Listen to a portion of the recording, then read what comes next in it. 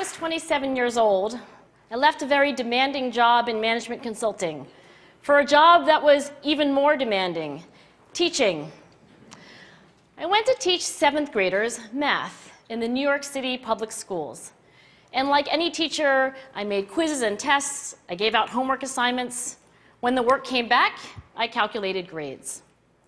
What struck me was that IQ was not the only difference between my best and my worst students. Some of my strongest performers did not have stratospheric IQ scores. Some of my smartest kids weren't doing so well. And that got me thinking. The kinds of things you need to learn in 7th grade math, sure, they're hard. Ratios, decimals, the area of a parallelogram. But these concepts are not impossible. And I was firmly convinced that every one of my students could learn the material if they worked hard and long enough. After several more years of teaching, I came to the conclusion that what we need in education is a much better understanding of students and learning from a motivational perspective, from a psychological perspective. In education, the one thing we know how to measure best is IQ. But what if doing well in school and in life depends on much more than your ability to learn quickly and easily? So I left the classroom and I went to graduate school to become a psychologist. I started studying kids and adults in all kinds of super challenging settings. And in every study, my question was, who is successful here and why? My research team and I went to West Point Military Academy. We tried to predict which cadets would stay in military training and which would drop out.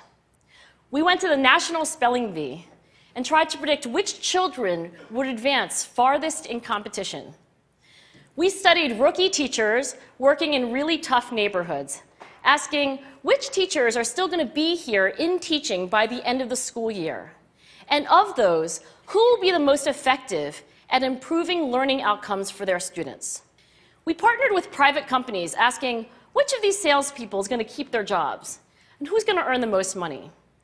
In all those very different contexts, one characteristic emerged as a significant predictor of success. And it wasn't social intelligence, it wasn't good looks, physical health, and it wasn't IQ. It was grit. Grit is passion and perseverance for very long-term goals. Grit is having stamina. Grit is sticking with your future, day in, day out, not just for the week, not just for the month, but for years, and working really hard to make that future a reality. Grit is living life like it's a marathon, not a sprint. A few years ago, I started studying grit in the Chicago public schools. I asked thousands of high school juniors to take grit questionnaires, and then waited around more than a year to see who would graduate. Turns out that grittier kids were significantly more likely to graduate, even when I matched them on every characteristic I could measure, things like family income, standardized achievement test scores, even how safe kids felt when they were at school. So it's not just at West Point or the National Spelling Bee that grit matters, it's also in school, especially for kids at risk for dropping out. To me, the most shocking thing about grit is how little we know, how little science knows about building it. Every day, parents and teachers ask me, how do I build grit in kids? What do I do to teach kids a solid work ethic? How do I keep them motivated for the long run? The honest answer is, I don't know. What I do know is that talent doesn't make you gritty. Our data show very clearly that there are many talented individuals who simply do not follow through on their commitments.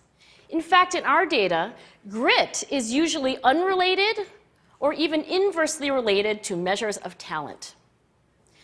So far, the best idea I've heard about building grit in kids is something called growth mindset. This is an idea developed at Stanford University by Carol Dweck, and it is the belief that the ability to learn is not fixed, that it can change with your effort.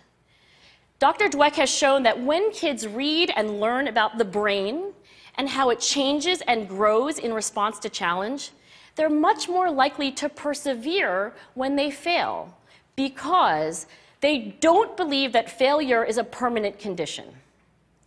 So growth mindset is a great idea for building grit, but we need more. And that's where I'm going to end my remarks, because that's where we are. That's the work that stands before us. We need to take our best ideas, our strongest intuitions, and we need to test them. We need to measure whether we've been successful, and we have to be willing to fail, to be wrong, to start over again with lessons learned. In other words, we need to be gritty about getting our kids grittier. Thank you.